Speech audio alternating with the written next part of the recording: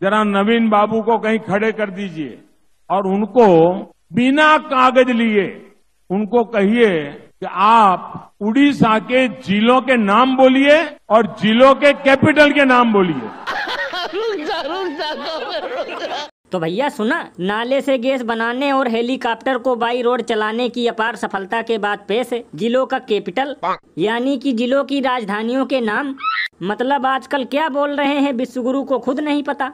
लल्लन भैया, इसीलिए तो इस पर महान कवि बाबा लपेटू दास ने कहा है कि सड़क और स्टेशनों का नाम बदलते बदलते अब ढूंढने लगे जिले की राजधानी। ऐसी गजब है जुमला गुरु की कहानी।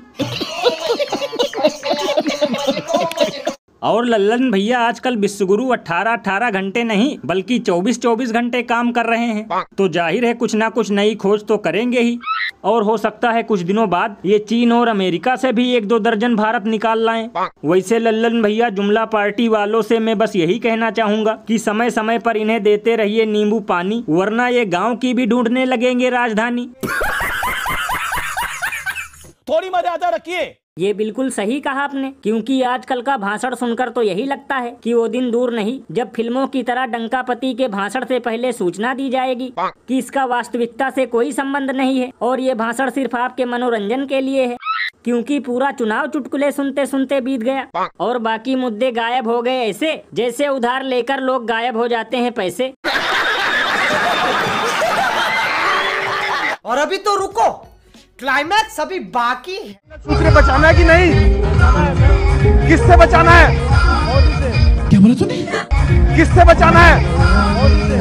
मोदी से बचाना है मंगलसूत्र को। आप मेरे जमीर को चोट पहुंचा रहे हैं। तो भैया देखा, पहले मैं सोचता था कि अंधभक्तों में दिमाग ही नहीं होता है, लेकिन ये सब सुनकर तो यही लग रहा है कि इनमें भी दिमाग होता है, क्योंकि अब इन्हें भी पता चल गया कि आखिर मंगलसूत्र को खतरा किस महापुरुष से है।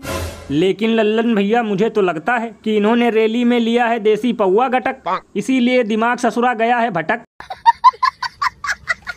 वैसे लल्लन भैया, ये भी हो सकता है कि अब की बार बीजेपी वालों ने गलगोटिया यूनिवर्सिटी के बाहर चाय बेचने वालों को अपनी रैली में बुला लिया हो। शायद इसीलिए इन्हें ये तक पता नहीं कि आखिर कौन सा भाषण किस नेता ने दिया था। ये बिल्कुल सही कहा आपने। वैसे भैया, अगर अपने देश के लोग नेताओं के झूठे और फरेबी भाषण पर ऐसे ही खटिया खड़ी करना शुरू कर दें तो और तो छोड़ो, बेचारों को एक बीड़ी तक नहीं मिलेगी।